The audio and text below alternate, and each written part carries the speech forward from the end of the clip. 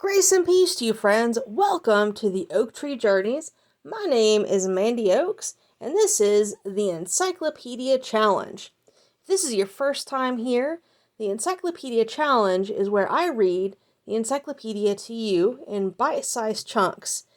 And when I say bite-sized chunks, today we have got a huge chunk. So I hope your mind is like a shark or a whale's mouth. Because it is a huge list. It is 60 words if we can get through them all. Before break, we have 25 words. But I am reading from two different encyclopedias. The main source is the New Imperial Encyclopedia and Dictionary of 1909. And our secondary source is the Encyclopedia Americana of 1956. Now that will change once I run out of the 1909 volumes, unless I can find my missing volumes. But I am very excited that you're here. I'm so glad. Now, if you haven't gotten your word in yet, please do. We still have 4 bonus words, so we need at least 5. Whenever I get 5 or more bonus words, I will do a deep dive bonus podcast. And those words right now are Abbotsford, Absidiary rings, abnormal psychology, and amen. And 3 of those words are listed on my website. I am actually going to put the list under the bonus section of theoaktreejourneys.com. And if there is a word you want me to do a deep dive on, please send me your word. If you're in YouTube, you can comment below and just let me know what word it is. Please be respectful. I don't have to say, I know for my listeners out there, I really shouldn't have to say that to you. But please be respectful. It's worth mentioning anyway. In the oaktreejourneys.com, for those of you on my podcast, go to contact me and let me know what word you want in the contact me page. Now, for those of you on YouTube, you may see a quote saying, "When something is important enough, you do it even if the odds are not in your favor," by Elon Musk. I had that quote up last week too, and I meant to mention it, and I just failed to do so. I recently participated in a SpaceX 5K virtual run. And if you don't know what a virtual run is, they're very fun to do. You can Google search it. There are all types of virtual runs out there. But I did a SpaceX one, and I got this really cool medal. This is "We Have Liftoff." And it also has that quote by Elon Musk. When something is important enough, you do it even if the odds are not in your favor. And I really like that. And I like the reminder. So it's up in my office as well. Just so I can look at it whenever I'm starting to feel, I just can't do this anymore, or something. Or if I get discouraged, I can look at that and say, oh no, it's worth it. It's worth doing. And if I can't say that it's worth doing, then should I really be doing it? But anyway, it's just a really fun quote. I love quotes. I've got a little red notebook that I put quotes in. I think I even wrote a blog about it. I lost it for years and years and finally found it while I was looking for something else. So I'm glad I found it. If you don't have a quote book, I highly recommend one. Just so you can put like little odds and ends of advice and quotes in it. But it's really fun. And also wanted to mention I did make a mistake. I think 2 weeks ago, I mentioned the Black Knight book that I read. That seemed to be a throwback on another book called The Black Knight. Well, if you're on YouTube, you see that the screen switched over to The Black Arrow. It wasn't The Black Knight, it was The Black Arrow. And my apologies for that. I wanted to clear that up. I've had this book forever, and I don't think I read it all. But it's The Black Arrow by Robert Louis Stevenson. And that's the book I was thinking about. And I thought it was called The Black Knight for some reason. But anyway, so we've got a lot of words to cover. Before I cover them all, I did want to mention that I finally challenged my friend Charlie with the word acerb, and we're going to try to do a 2-sentence story. So, if you remember me mentioning, she challenged me with the word flummoxed, and we had to write a story that was no more than 55 words, and that was really fun, and it was my turn to pick a word, so I picked acerb from our word list, and I can't wait. I haven't written my 2-sentence story yet, but I can't wait to do it, and I can't wait to see what she writes, because her 55 word or less story with flummoxed was really good. But speaking of Charlie, if you are interested in Pulitzer Prize books, you should check out her website. She wrote a blog. She read all of the Pulitzer Prize books, the winners, and blogged about them. So if you're interested in that, or interested in knowing what the Pulitzer Prize Project is, which I didn't know what it was when I first heard it, check out her website. Her website is L as in Leona, C as in Charlie, H as in Holman, O as in October, L as in Leona, M as in Mary, A as in Apple, N as in Nancy.com. It's lcholman.com. So that's lcholman.com. If you're interested in the Pulitzer Prize books or the Pulitzer Prize Project, it's very, very cool. And another shout out to my Camp NaNoWriMo peeps out there. You have 6 whole days left. 6 whole days. You're probably feeling the pressure. I understand. I've been there, even though I'm not participating this year. I remember what it was like, so good luck to you. I hope you do get all of your word count goals in. So just have fun with it. So 6 whole days, so good luck with that. And without further ado, let's go ahead and get into it. Now, if you remember, we left off with the word achieve last week. So our next word is ACHILL, and that's not A-K-I-L-L. We're not in the AKs yet. It is A as in apple, C as in Charlie, H as in Henry, I as in igloo, L as in Larry, L as in Larry. So that's ACHILL. The New Imperial Encyclopedia and Dictionary says it's also called Eagle Isle, and it is located off the west coast of Ireland, reckoned within the county of Mayo. It is 15¼ miles long by 12½ miles broad, and has a very irregular coastline, though its general shape is almost that of a right-angled triangle. It has a wild and desolate appearance. Most of the surface is boggy. Of the 35,000 acres which the island contains, not half a thousand are cultivated. I wonder if that's true today. There are 3 villages in ACHILL, and a number of hovels or huts scattered over its barren moors, sometimes in small clusters, forming hamlets, but so wretched as hardly to be fit for beasts. ACHILL rises towards the north and west coast, where the mountains attain an elevation of 2,000 feet. One of them, composed, like the rest of the island, wholly of the mica slate, presents toward the sea a sheer precipice from its peak to its base, a height of 2,208 feet. There is a mission station in the island, an exception to the general wretchedness of the houses. Now remember, this is from 1909, and we've come to find that the writers of these entries are very passionate. We'll call it passionate about their opinions. So remember, the word wretchedness is an opinion word. In my opinion, it's an opinion word in this entry. The population gradually decreasing from immigration and other causes amounts to 6,700. So in the 1900s, early 1900s, it was 6,700 in ACHILL. Okay, and next, so that was an Eagle Isle. That was Eagle Isle, or ACHILL. Next we have a genus of plants, and it is Achillea. So Achillea is a genus of plants.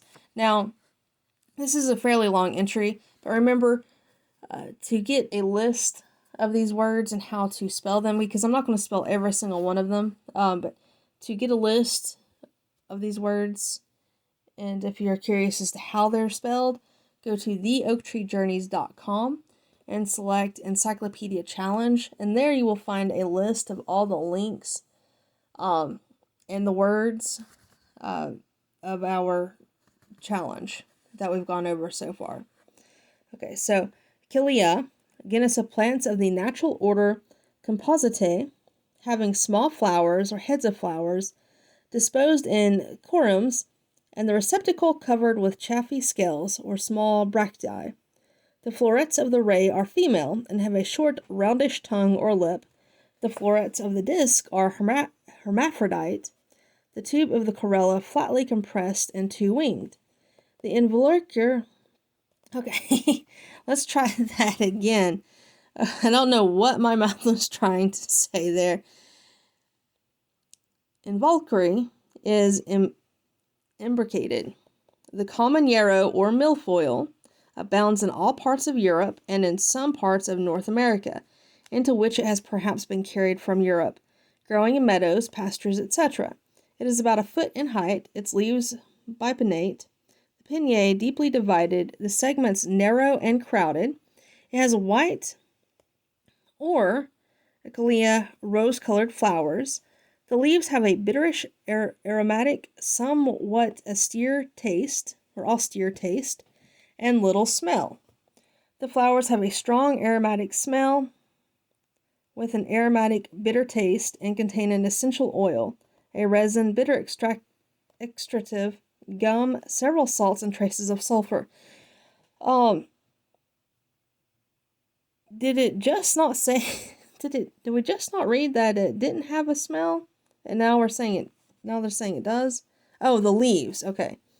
The leaves have little smell, but the flowers have the smell, the strong aromatic smell. Okay. I missed that part, and I was reading it. Right, both leaves and flowers are used in medicine as a powerful stimulant and tonic. The leaves were formerly much used for healing wounds and are still employed by the common people in the Highlands of Scotland and in some parts of the continent. The express juice is a popular spring medicine in Germany. Yarrow is often sown with grasses intended to form permanent pasture for sheep, and Achillea machata, sometimes called musk milfoil, is cultivated as food for cattle in Switzerland. Achillea machata, Achillea atrata, and Achillea nana, all natives of the Alps, are very aromatic and bear the name of Guinepe or Guinep. The inhabitants of the Alps value them very highly and use them for what is called Swiss tea. Ooh, I like hot tea. They are very stimulating and tonic, as are also Achillea siticia and nobilis, both natives of Switzerland and other middle parts of Europe, and Achillea ageratum, a native of the south of Europe, used by the French as a vulneria and called herbe au charpentier, or sneezewort. Oh no, it doesn't say or. It says sneezewort is a native of Britain and other parts of Europe, 1 to 3 feet high, with lanceolate leaves. Sorry, that was a little faded there. And much larger flowers than the common milfoil. It grows in meadows and damp places. The root, which is aromatic, is used as a substitute for pellitory of Spain, and the whole plant is pungent and provokes a flow of saliva. So I wonder who they tested that on. Okay, and so we went from an island to a plant, and now we're going to a person. And that person, if you're on YouTube, you can see a picture of him. And that picture is from the Encyclopedia Americana of 1956. If you're on the podcast, I'm sorry I can't put a picture up for you. But it is of a warrior, and it's Achilles. And if you're familiar with Homer's Iliad, then you know who Achilles is. He is the son of King Peleus and Thetis, a sea goddess belonging to a line descended from Jove. Of his life before the Trojan War and of his death after the fall of Troy, the poets after Homer first professed to give accounts. We are told that he was dipped in the river Styx by his mother and was thus made invulnerable except in the heel by which he was held during the process. Hence, the heel of Achilles became a proverbial phrase to denote any vulnerable point in a man's character. It has been prophesied at his birth that his life would be short, and therefore, when the seer Calchas announced that without Achilles Troy could not be taken, his mother, to keep him from the dangers of the expedition, concealed him at the court of King Lycomedes, among whose daughters the boy lived disguised as a girl. But Ulysses discovered him by a stratagem. He offered to the young ladies a number of articles, some of feminine attire and others of arms, and the young warrior was betrayed by his choice. Achilles in the Greek campaign against Troy appeared with 50 vessels manned by his followers, the Myrmidons, but remained sullen and inactive during a great part of the contest. When the city of Lyrnessus was taken, he had seized and carried away the beautiful Briseis, a pestilence in the Greek camp being ascribed to the anger of Apollo, whose priest had been robbed of his daughter, Chryseis, by Agamemnon. Agamemnon was compelled by the army to send Chryseis back to her father. On this he took away Briseis from Achilles, which greatly offended the latter. With this incident, the Iliad begins. Neither the splendid offers made by Agamemnon nor the disasters of the Greeks could afterwards move Achilles to take any part in the contest until his friend Patroclus was slain by Hector. The hero then buckled on his armor, which had been made for him by Vulcan, and of which the shield is described at great length by Homer. The fortunes of the field were now suddenly changed in favor of the Greeks, and the vengeance of Achilles was not sated until he had slain a great number of the Trojan heroes, and lastly Hector, whose body he fastened to his chariot and dragged into the Grecian camp. He then buried his friend Patroclus with great funeral honors. King Priam, the father of Hector, came by night to the tent of Achilles and prayed that the body of his son might be given back to the Trojans. Achilles consented, and with the burial of Hector, the Iliad closes. We are told that soon after the fall of Hector, Achilles made a contract of marriage with Polyxena, the daughter of the Trojan king, but was slain by her brother Paris in the temple of Apollo, where the marriage should have been celebrated. According to the other accounts, he was slain by Apollo, who assumed the likeness of Paris as a disguise. His ashes were placed in an urn, and those of his friend Patroclus, and were buried on the promontory of Sigeum, where after the fall of Troy, the princess Polyxena, who had been a prisoner, was offered as a propitiatory sacrifice. Oh, goodness. Okay, so there you go. If you want more information, definitely read the Iliad by Homer. I haven't read that book, I'll confess, since high school, so, and that was I won't tell you how long ago that was, but, needless to say, I don't really remember that much of it, so, that didn't really joggle anything either, except the names. I do remember the names. But anyway, yeah, just check out the Iliad by Homer if you want to know more. Or if you want me to read the book of the Iliad again by Homer, then use that as one of your deep dive words. Okay, so the next word is actually from the Encyclopedia Americana, and it's Achilles Tatius, and it's Greek rhetoric flourished 4th century AD. One of the last of the Greek novelists whose works survive today, he wrote Leucippe and Cleitophon, an erotic romance in 8 books of pleasing but florid style and without much regard to unity or consistency of plot. He was mentioned by Suidas as the author of more serious works, including a treatise on the sphere, but these works are generally believed to have been an earlier author named Achilles Tatius, which, by the way, is the exact same name. So if you want to know how that's spelled, please visit theoaktreejourneys.com and it'll show you. Now, the next word, I'm sure most of you are familiar with. We also mentioned it when we were reading about Achilles, but it's Achilles' tendon, which is a noun, named from the vulnerable tendon or part in the heel of Achilles, attaches the soleus and gastrocnemius muscles of the calf of the leg to the heel bone. It is capable of resisting a force equal to 1,000 pounds of weight, and yet is frequently ruptured by the contraction of these muscles and sudden extension of the foot. Ancient surgeons regarded wounds or serious bruises of the Achilles tendon as fatal. Okay, and that was from the 1909 version. By the way, I meant to tell you I switched back over for that definition. I believe the 1956, yes, they also have a definition. Let's see what it says. Because in the 1909 it said that the surgeons believed that an injury there was fatal. Let's just compare it to the 1956. So Achilles tendon, properly tendocalcaneus, a tendon so called because, as fable reports, Thetis, mother of Achilles, held him by that part when she dipped him in the river Styx to make him invulnerable. It is the strong and powerful tendon of the heel which is formed by the junction of the gastrocnemius and soleus muscles, and which extends from the calf to the heel. When this tendon is cut or ruptured, as it may be in consequence of a violent exertion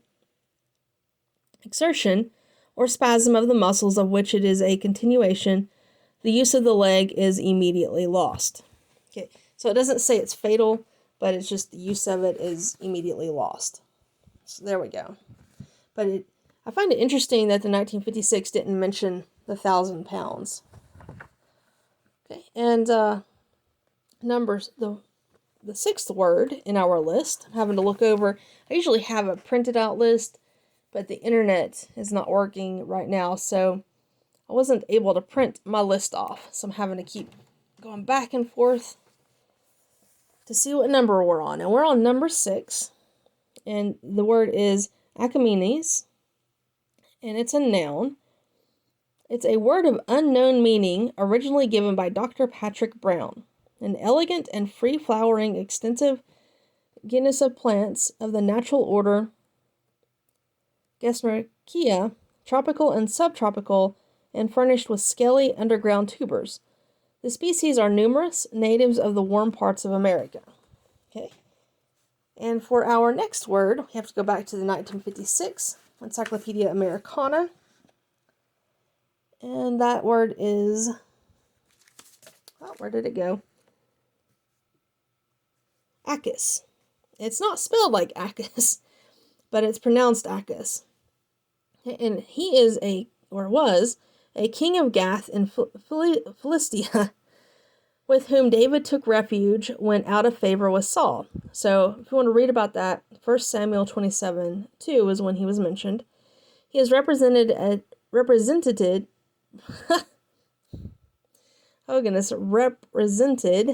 a dull, easy man whom David dupes into believing that he, David, is making war only on the Judahites and their allies, when in fact he is raiding the Philistine tribes and enriching his stronghold, Ziklag, with their plunder.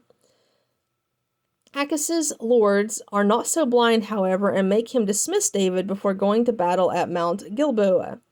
David lived with him 1 year and 4 months, according to 1 Samuel 27:7.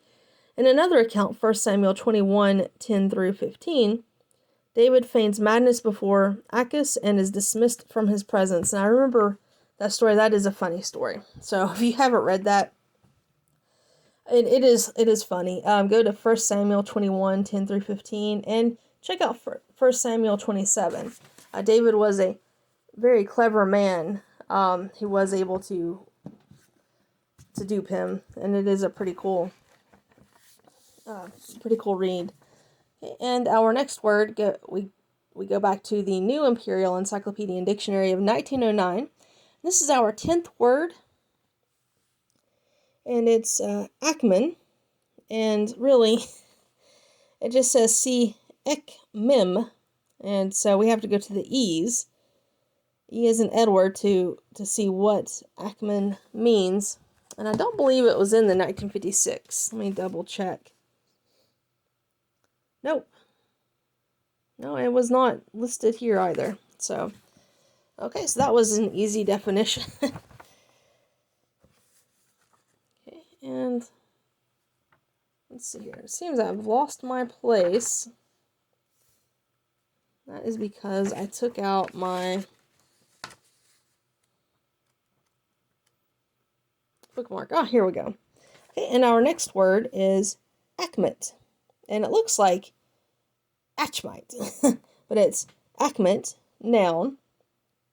And in the Greek, it's from acme, a sharp point or edge. And it's a silicate of iron and soda found in long greenish-black crystals terminating in sharp points. Okay, our next word is acor, which is noun. And every time I look at that word, I want to say anchor, but there is no N in it. It's just acor. Noun, and it's from Greek acor, a soreness of the head, and it means a species of scald head with soft and scaly eruptions. Okay, and we have another definition, and let's see here. I'm looking at my notes, and and it looks like I've skipped a few words.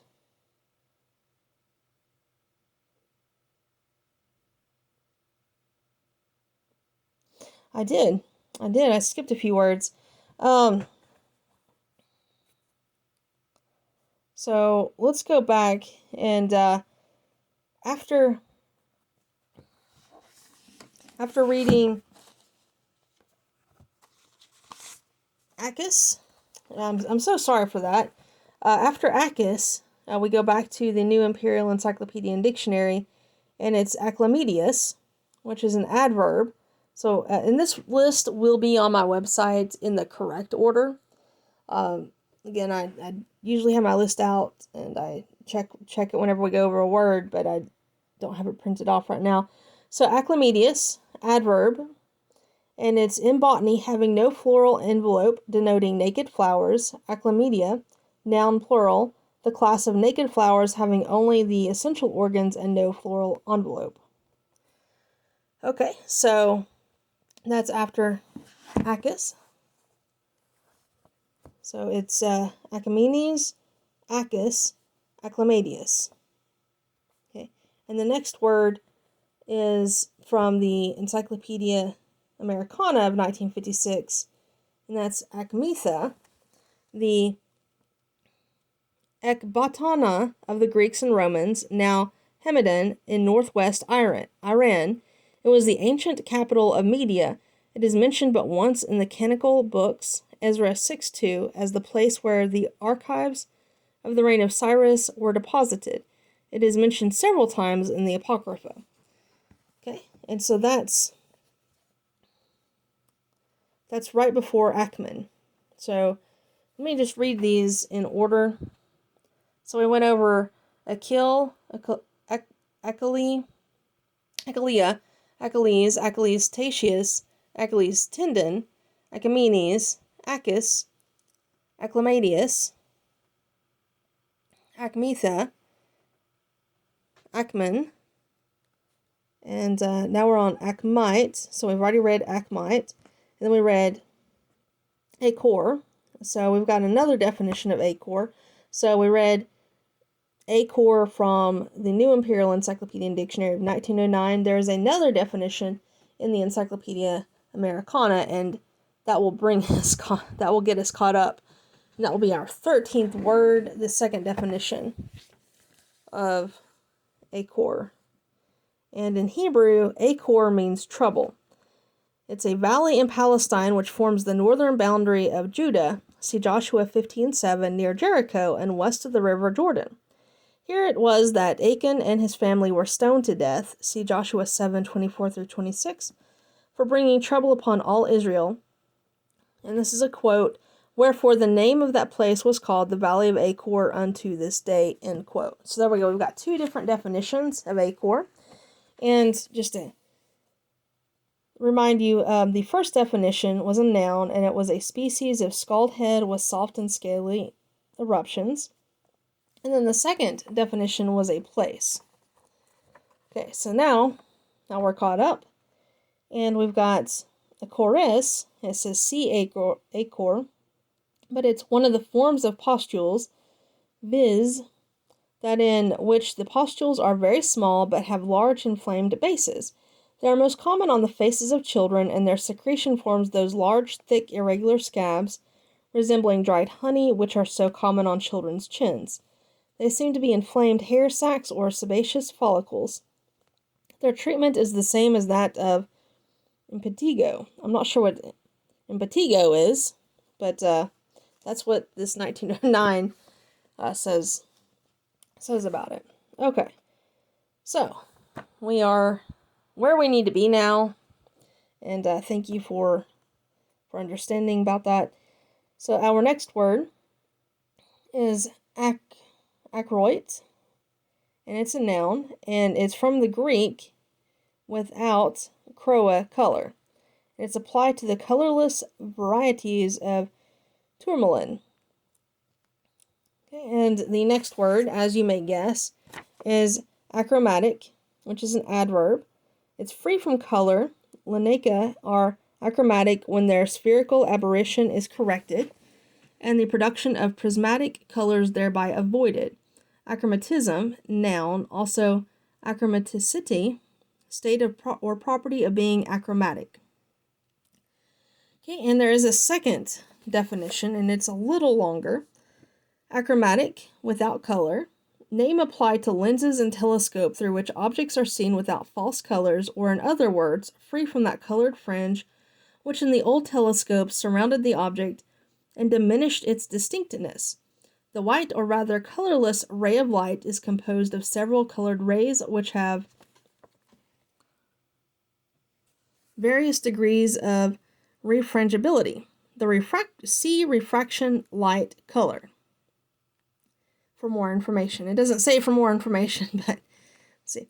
When the direct ray is refracted, it divides itself into colored rays, deviating in various degrees from the right line of the primitive ray. The rays thus refracted by the convex object glass do not meet exactly in one point, the focus of the glass, but rather at several points, so as to produce the various colors, red, blue, and yellow, which surround the object. Newton, misled by imperfect experiments, believed it impossible to find any remedy for this defect. But Euler in 1747 expressed his conviction that the desired achromatic improvement was practicable, and thus belief was confirmed by the researches of the Swedish mathematician Klingenstierna. The practical solution of the difficulty was reserved for John Doland, though when he obtained a patent for his achromatic telescope, a priority of invention was claimed for a gentleman of the name of Hall Doland, succeeding in the name of Hall. Excuse me.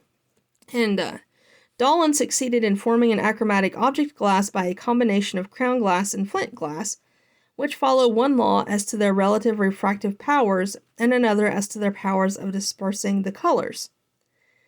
By uniting a convex lens of crown glass with a concave one of flint glass in certain relative dimensions, a reunion of the colored rays may be effected, and the object will be seen without false colors. In the construction of achromatic telescopes, Doland was followed by his son Peter, and also by the optician Ramsden. A further improvement was made by Fraunhofer of Munich, who succeeded in producing perfectly pure glass, very difficult with flint glass. An important improvement of the achromatic telescope is due to the Viennese optician Plossel, who has lately invented what he calls the dialectic telescope, in which the several kinds of glass composing the compound object glass are placed not close together, but at regulated distances apart. The arrangement allows a shortening of the tube. See telescope. Our next word is acicular, adverb, which means formed like a needle, applied to mineral crystals which occur in slender needle-like prisms or prickles.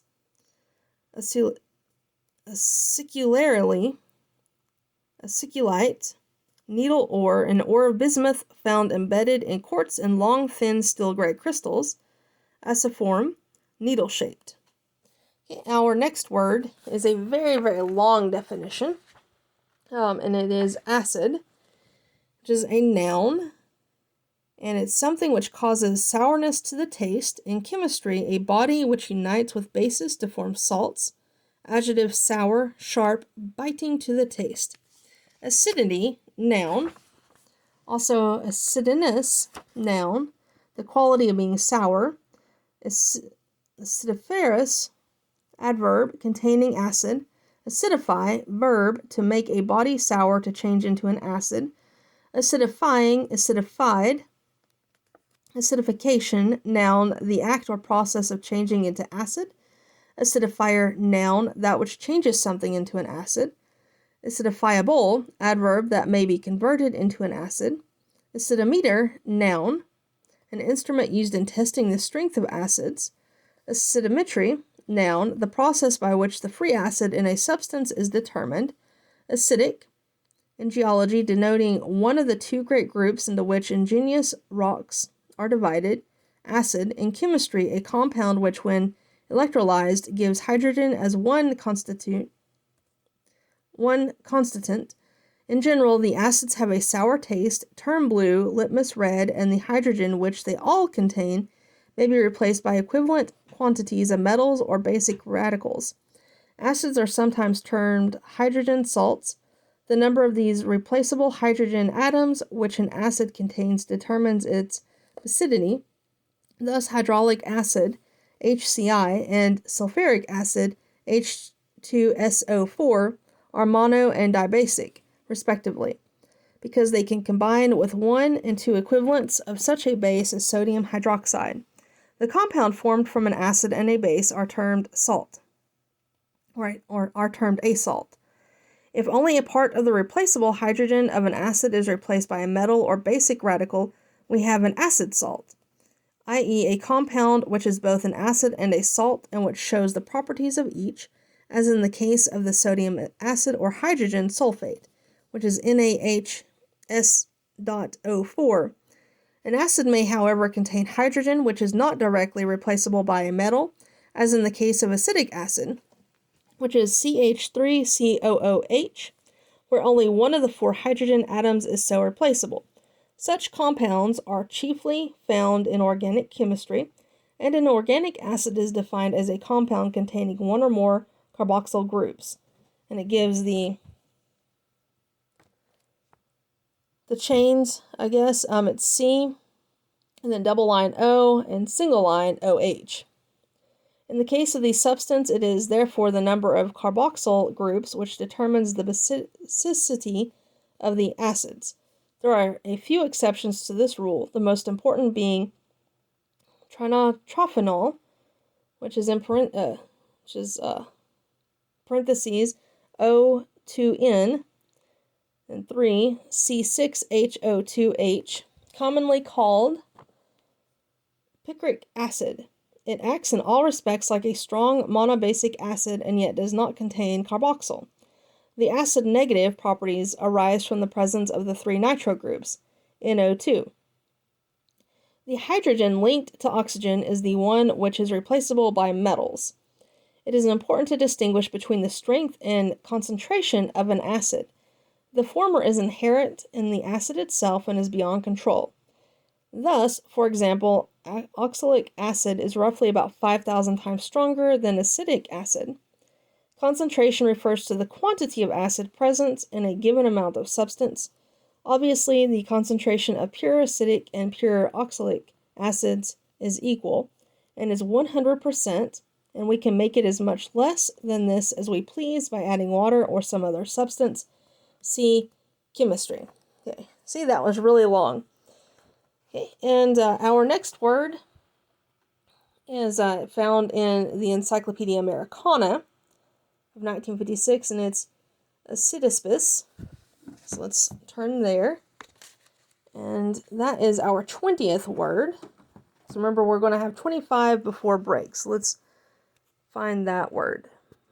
And a quick note before we get to that word, in the 1956 Encyclopedia Americana, if we had read acid in that one, we would be looking at 1, 2, 3, 4, 5 whole pages explaining, and if you recall, the Encyclopedia Americana is much bigger.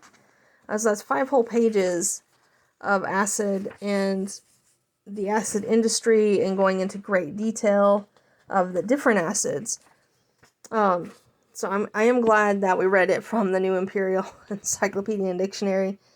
I don't know if my voice could handle 5 whole pages of that. Okay, so let's get to the next word.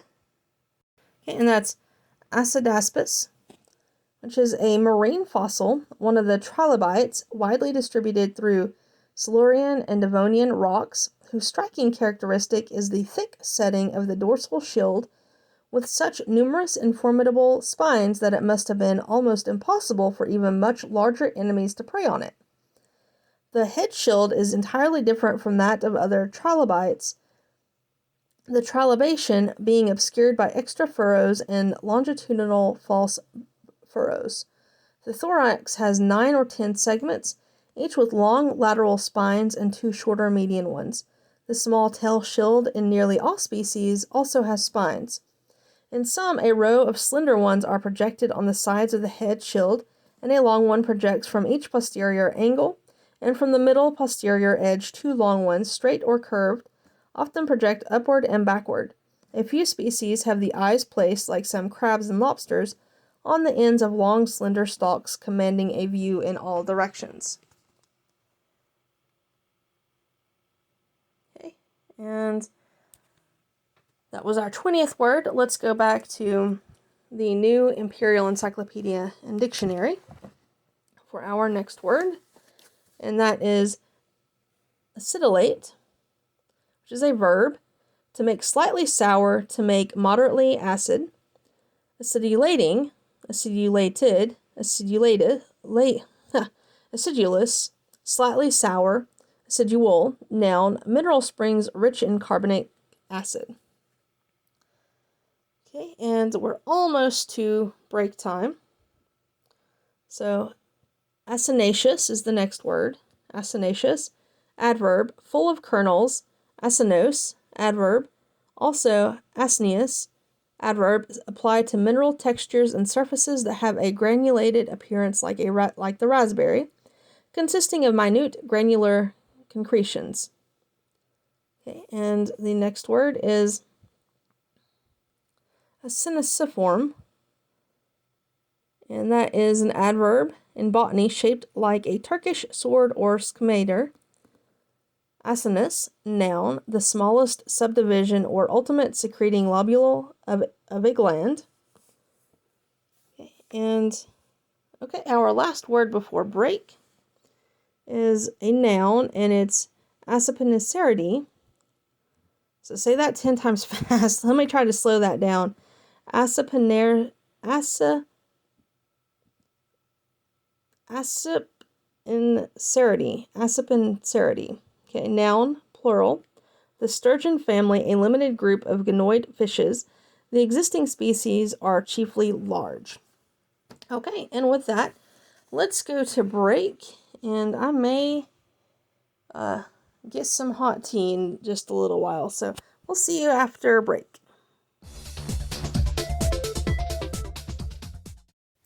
Hi, I hope you enjoyed that segment from my podcast, The Oak Tree Journeys, from the Encyclopedia Challenge. To hear the entire episode, please visit the link at the bottom in the description. And please don't forget to like this video, give it a thumbs up, and subscribe and share it to anyone you know who wants to read the entire encyclopedia or who's just interested in words. Thank you again and have a blessed day.